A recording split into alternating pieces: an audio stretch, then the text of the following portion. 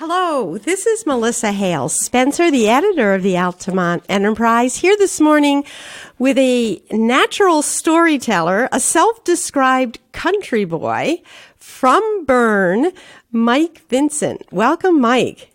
Good morning, Melissa. A little change in the weather again. Yeah, that's a nice one. And I am hoping, since this is our Thanksgiving edition, that Mike will start us off with telling us a little about hunting turkeys. That's a very good subject, and right now it's on everybody's mind, of course. And back in the older times, that was one of the main things that the male would always get for the family was turkeys, as you know, way back from Columbus and the rest of the centuries coming up through. Turkeys is a very tasty meal. And turkeys have been plentiful over a number of different years, and now they're even more plentiful than they used to be, all over the state of New York. So have you yourself been turkey hunting? Oh, yes, not in the recent years because I'm a little shy on my health, so I don't get out as much as I used to.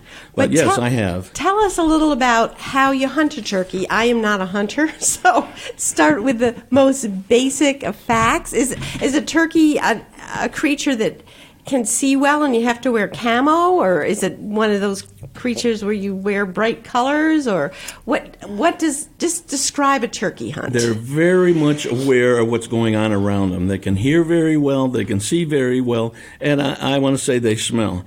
Like a number of animals out there, they have good senses. Turkeys, that at this time we only hunt the males, which are gobblers or toms, as they say, with a beard and quite nice, plentiful birds. We have to wear camouflage because, like I say, they can see it. The same as deer is a very huntable animal right at this time. And you have a turkey call that will approach them. A number of hunters today, as they did in the past, had decoys. They put a decoy up because the males are always after the females. So the decoy looks like a female turkey? Yes. Or even another male, because they're very protective of their area, their territory. Territory. And yeah, they'll come over and they'll be flapping their wings at them and dancing around and spreading their tail feathers out. And they're a magnificent, colorful bird. If you've ever seen one when they're strutting around, it's just magnificent. Yes, we have them in our yard, and it's amazing. My husband always says it's like watching guys and girls at the mall. That's right. Yeah, because they kind of strut their stuff around. And That's yeah. Yeah. So what have you got in your hands there? Well, you can buy these. They have different types of calls. This is a maple one that I made myself. Oh, my gosh. And a number of hunters will make those, too. They have a mouthpiece one that you can do that. Now, you have to kind of study the bird or listen to tapes because there are different calls that the birds will call to each other, or they'll call male to male, or call the female, or try to attract the male to come to see them. So I'll try a couple and just give you an idea.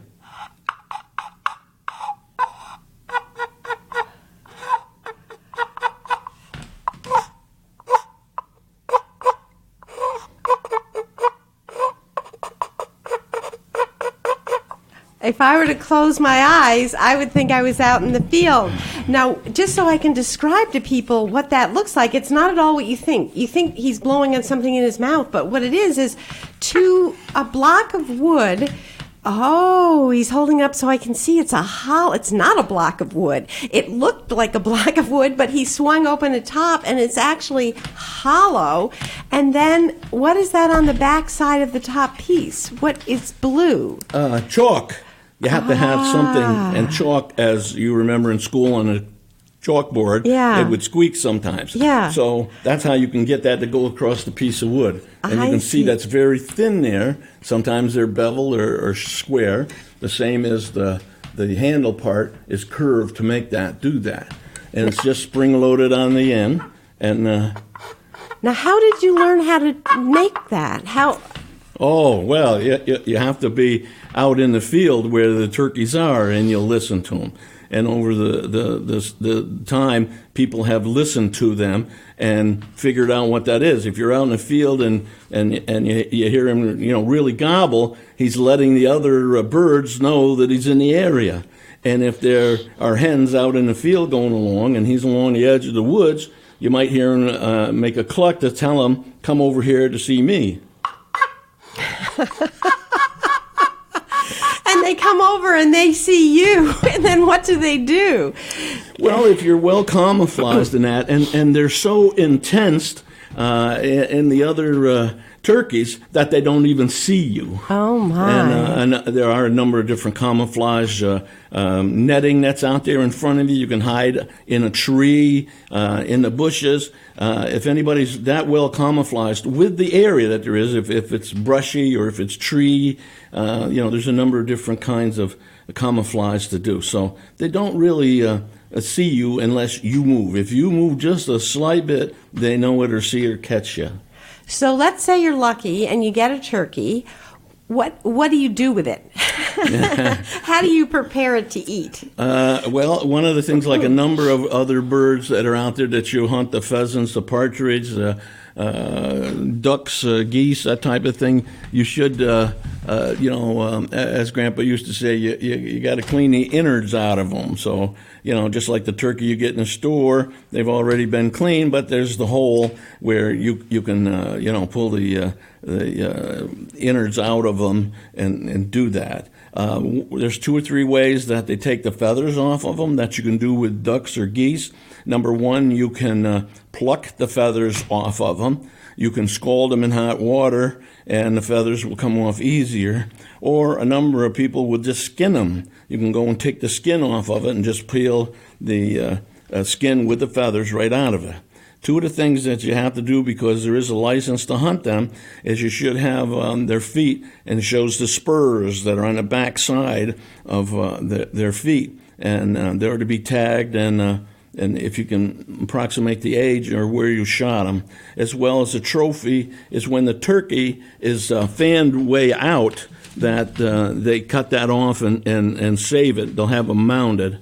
That's been very popular the last few years, is to have turkeys mounted. And there are some beautiful mounts out there today. And when they're in full strut, they have their feathers all fanned right out in the back, and then their wings are always pointed down. Now, the birds have quite a lot of thick feathers, and you as a number of them would say, it only takes a couple of BBs, and you have to hit them in the head area. That's the most vulnerable area of a turkey or a goose, pheasants or partridge, especially Canadian geese. I've shot at a number of them and just got feathers because I didn't hit in the head. And they said the best ways to get some ducks or geese or others that fly, wait till they start to come down to land. They put their wings out and they flap to slow themselves up. Well, the other vulnerable part is their breast or underneath their wings. So somewhere is with a turkey that you might see them fly, or they'll be, demonstrating their strutting abilities to the other turkeys. So Mike is holding up a picture that I assume is like for a target practice, because it's got a picture of a turkey, and then it's got, the crosshairs where the best place to hit the turkey is, and the head is very, very small. So it would be quite a sure shot to hit the head, I would think. Yeah, it's probably a little bigger than that there. The clubs, some still have a turkey chute. And what they do is they'll shoot at that target at 16 yards or 25 yards. And the number of shots that come the closest to that circle with the X in there wins a prize today, which might be a turkey or more shells or, a number of prizes that were given by the local companies. And then you mentioned mounting. Jim Gardner, he's our publisher emeritus, he gave me a beautiful, it was the tail, just the tail of the turkey with the feathers fanned out. And I think he put the beard, you call it the beard? That's correct, right in the middle. And those feathers are they're iridescent. They glow in a way that's just beautiful. That's what I say. They're a magnificent bird when you get them in the light or you see them. Yeah. And when you've got one, and like you said, with the tail, if you have it in a room in the light, and as you just very slightly move it one way or the other, you'll just see the colors just stand right out. So have you mounted some of the feathers yourself? Have you done those mounts yourself? Not necessarily. I make the wooden plaques. I'm a carpenter, a finished carpenter by trade. Yeah. Uh-huh. So I make the wooden plaques that they mount those feathers to. Oh, yeah. That's really nice. Well, you mentioned your grandpa in passing about taking the innards out. And I know a couple of years ago I talked to you about how you spent your youth on your grandparents' farm on Pleasant Valley Road. And I just loved some of the stories. It's a beautiful, beautiful farm. Mary Brown lives there now. And you had just told some wonderful stories about your youth there. I'm just trying to remember one of them that I just really, really liked a lot. And I'm just going to read this because some of the lessons Mike learned as a boy on the farm were practical. He was told to chop wood as punishment, but loved the task. The farmhouse was heated with wood, so there was much chopping to do. He shared a trick his grandfather taught him. When you had a piece of oak or maple that was extremely hard to split, Grandpa taught me to set these aside until it got really cold. When it was 10 below, you put motor oil on each side of a sharp axe and chop into it, and it would be like cutting butter. Some of the lessons were harder to learn. He often walked the farm with his collie, Lassie. When Mike was 14, a neighboring farmer came by and said the collie had been at his sheep. Grandpa said, "Go get her." He brought Lassie to his grandfather, who opened her mouth and they could see wool on her molars. "I knew what I had to do," he said. He shot his dog. So those were just two really important lessons. One's very practical and one's very hard. Yes. But could you just tell us a little about what it was like living on that farm with your grandparents? Well, like you said, it's a lot of common sense. It's a lot of work. You tend to get in a routine of what you have to do every morning or noontime or evening. You have to be dependable and reliable to be there. At that time, we were milking like 10 or 15 cows and had 5 heifers and 5 or 6 calves and a couple of hundred chickens. So, just like you get up in the morning and have your breakfast, they have to have theirs too. And, water and whatever feed you're feeding them and different things. And it was just you and your grandparents, so that was a lot of work you had to do. Well, yes, but you kind of get in a routine to how you can do it. And, yes. And the thing of it is, like then, you had chores to do. We got up at 5 in the morning, and by 5:30, we were in the barn milking the cows, and get that done, I have to go up and wash up and have some breakfast, and by 7:45, catch the bus to go to school. And the same when you came home. I think school got out at 3:30 back in the 60s there, and, again, you got to go feed the chickens and the calves and gather the eggs, and so there's a routine to it, and you really get used to it. And you literally lived off the land. Oh, you have to. Anybody or a number of people have large gardens today, and yes, you need that. And of course, we loved beef, so we always had veal, which is a young cow calf. And if something happened to one of the other ones, we would butcher a cow or that. We always had chickens. You had lots of eggs.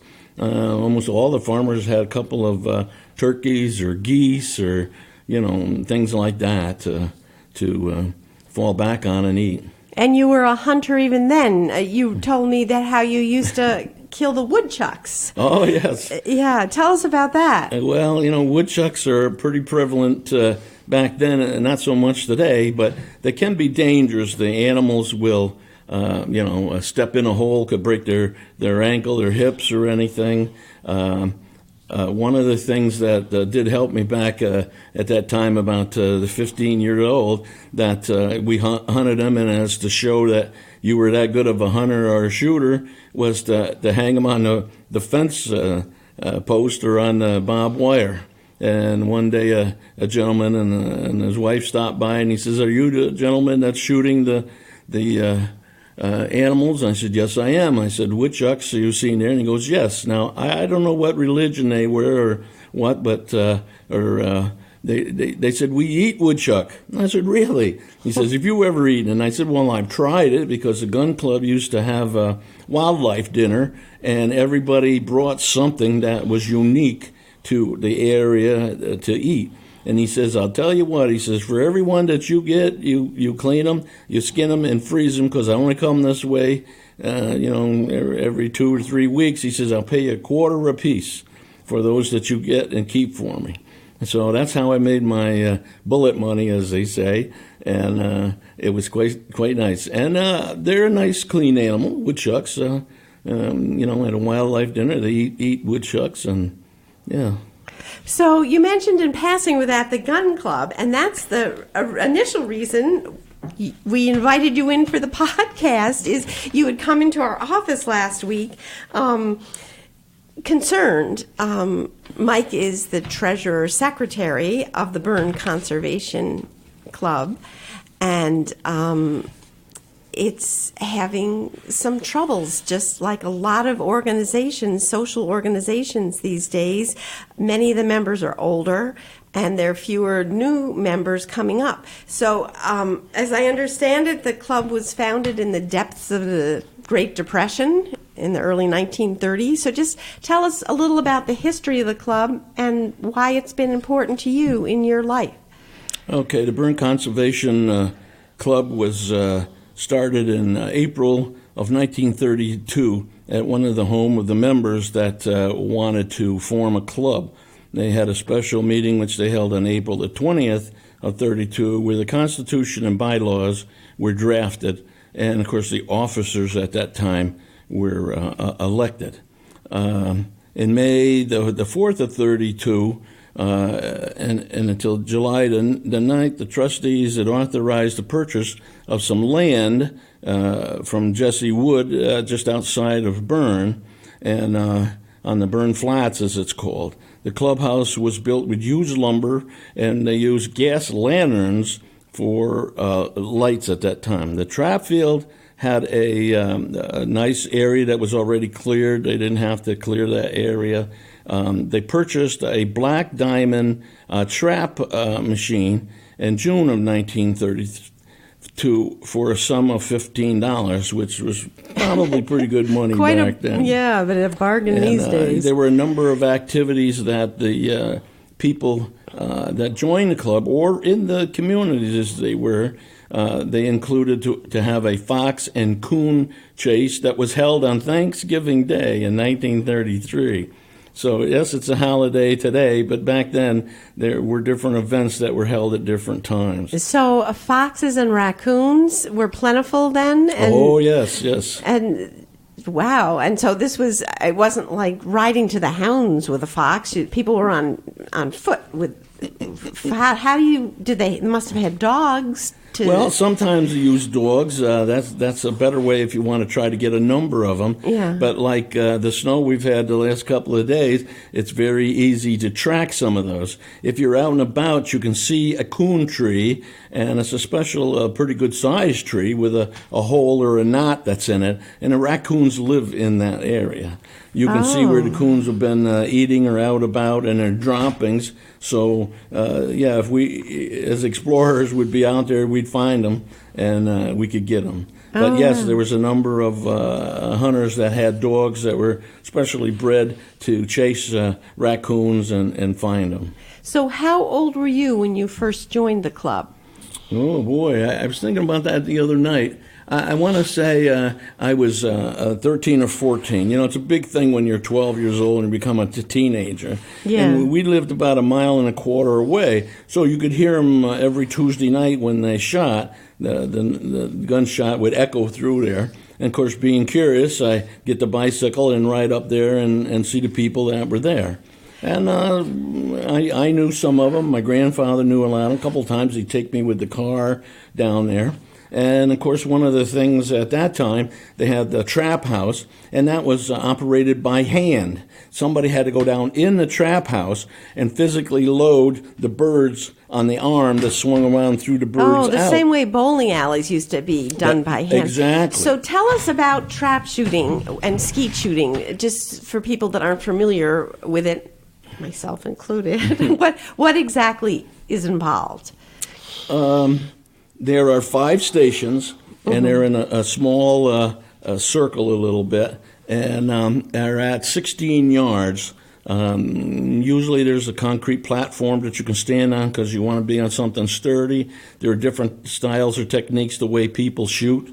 I shoot left-handed. A good number of people shoot right-handed. They can shoot with 2 eyes or they can shoot with 1. Again, over the centuries, I guess you'd say, guns have improved. They used to have, bigger shells, different size shot that was in them, and most people use 12 gauge today, although some use 16. You shoot at a total of 25 at one time, 5 stations, so you shoot 5 and move on to the next one. So what is it exactly that you're shooting? I looked for one today and I couldn't find it. Today they're called a clay pigeon. Okay. And they're approximately this big around. I didn't measure. So he's holding his hands up in a 6-inch circle. Right. And what did they used to be made out of? You said. Well, I have something, and I'll speak more of that towards the end with Mr. George Bogardus. They shot real pigeons. That's why they call them clay birds.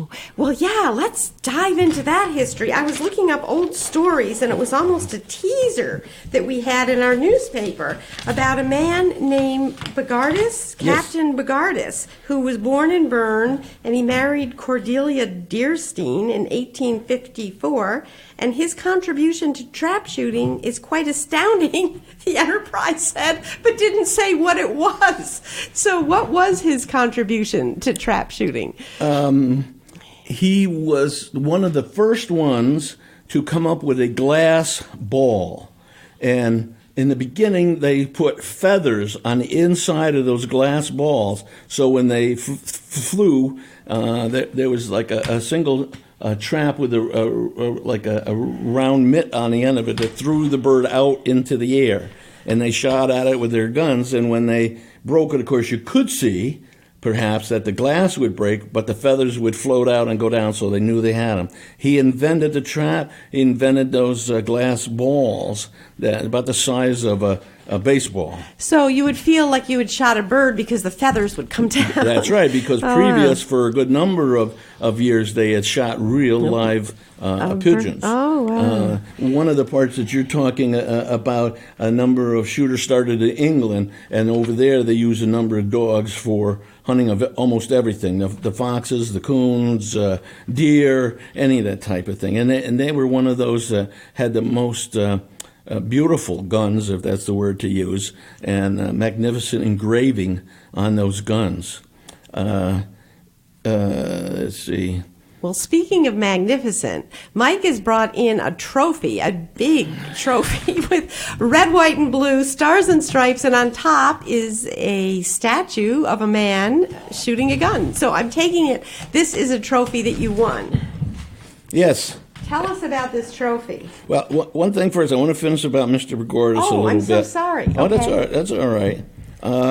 Live pigeons shooting began about 1825, so the sport has been around quite a few years.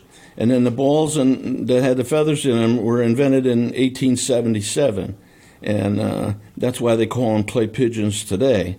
One of the interesting things was that Mr. Bogardus shot with a number of different champion shooters. And a couple of facts I even looked up this morning. In 1869, he killed 500 pigeons in 645 minutes, which comes out to 10 and 3/4 hours. He won $1,000 in 1869 for that so competition that was a lot. shoot. He shot 5,000 glass balls in 8 hours and 20 minutes, and that's and he got 4,844. So he only missed 156 out of 5,000 balls there. So there's a little-known piece of Berne history. Isn't that amazing? Very much so. And anybody around here or even in the museums or history places, he's known as the father of trap shooting. And one other thing that's quite interesting, and he got so well at it that he shot with Annie Oakley and in Wild Bill's West show. And so that's quite nice. And any of the Bogarduses is still around here, very proud that their name is mentioned. And one of their family members was that well known and traveled the world and over to Europe. Oh, that's exciting. Well, now tell us about your own fame. Tell us about how you won this trophy and why it is you like to skeet shoot. Well, that's an interesting thing, and a number of different shooters. Number one, I think, like we were talking, is the camaraderie of being there. Mm-hmm. And competition has always been an interest to people. You know, I'd like to be second, or I want to be first, and different classes that they have for the shooters to do that. So that's one of the things is, you have bragging rights. Mm-hmm. And one of the other things that's very interesting is the different patches that you can get from the different clubs or from the companies. Mike has brought in some sample patches. They're beautiful embroidered depictions of various things. Oh my. This is your own patch, a straight trap, and it's like you're looking down the barrel of a gun, and it's huge at the end of it that you're looking at, and it goes straight back to the hunter's face. Yes, and you can get 25 straight or 50 straight, 75 or 100. So yes, it's so that means you hit the target, the pigeon, 50 pigeons in a row without missing one. That's correct. Oh wow. Oh wow. So you've got to kind of be skilled, and you have to know the range and how the birds go. When it goes out of the trap house, it can go straight away. It can go to the right, or it can go to the left. Then there's two in between the left and the right. One of the things when I went down to the gun club for a good number of years and loaded the trap, that you get conscious of which way the trap is rotating from left to right. And that's called reading the trap. And some sportsmen really get used to knowing where the bird was going to go. But there's always one at some number that doesn't go. You know, there could be two rights, two straightaways, two lefts, and then it could just rotate and go center, right, or left. So you've got to be ready. You have to be ready is correct, and right on the bird. There are different guns that are out there. They have ventilated ribs. You can make them so that they fit your shoulder. There's an attachment that you can raise them up or down so that your gun is straight, pitches up or that. And I know part of your club's mission is teaching other people some of these skills. Is that? I've always been one to help start and realize what safety is. And as you learn very early on that every gun is loaded, you never point a gun at anybody because it could be loaded. And it's unfortunate that we hear about that from time to time. So the club, as well as other organizations, put on a youth hunting safety program. Adults go to that also. So it would be for guns. They also have it for bow hunting. You have to obtain this license through this class that you take, which is one day, like 8 hours, and then you can go get your license and present it to the person you're getting your license from. And our clock is winding down, but I see you brought in some other things. What can you tell us what's on the table in front of me here? It looks like a beautiful sort of vignette of forest life. It has deer, a buck, a doe, and a fawn on the other side. It looks like it's a piece of wood, maybe from driftwood, and tell us a little about making this. I know you're a carpenter, and my guess is you made this yourself. Yes, I did. A number of people are talented in this type of means. It's a piece of driftwood about 12 inches long, mounted on a piece of quarter-inch wood. There's some little green pine trees that are there, and of course the buck is most little pieces, and the buck's the most prevalent in there. And usually the doe or fawns or yearlings are with them. There's a lot of people have interest in, of course, hunting and the deer, like people with the cars. They like to have the model cars. Mm-hmm. So there are different ones. I make round plaque ones and put them in there, or anything that's unique that would look nice or people really appreciate. Oh, it's just beautiful. And besides that trophy, there are a number of other trophies given out because, as we well know, they become dust collectors. Well, you look like you have quite a few dust collectors. So what's that one that you're holding? Okay, they did at some stage, and different times they change it, that they give you this plaque, and they come in different sizes. They'll have different emblems on there, like this one has a trap gun and a partridge or a pigeon and a clay bird. And because there were so many people getting straights, they listed them as, this says, the Schenectady County Conservation Council Trap League of 2005. I shot 325s that year, and it says Mike Vincent and Berne. A number of people would have, a number of 25s or a number of 50s, and a plaque is a lot more appropriate for your office, shall I say? Yeah, because you like to be proud of it and brag a little bit. Yeah. Well, tell us, as we're kind of closing out here, why it is someone might want to join the Berne Conservation Club. What is it that you get? And you've been a member for most of your life, so there must be a reason that it matters to you and that you keep coming back. Well, again, it's probably the camaraderie of the other people that are there. I'm going to say over the years I have shot with a number of very interesting people, important people that like guns, shoot. It's a sportsman type of sport. Berne doesn't have too much to offer to them. We have the trap field. We have a meeting once a month when we can. Other clubs, and there's quite a few around. There's so many that there's a Schenectady Trap League and a Albany County Trap League.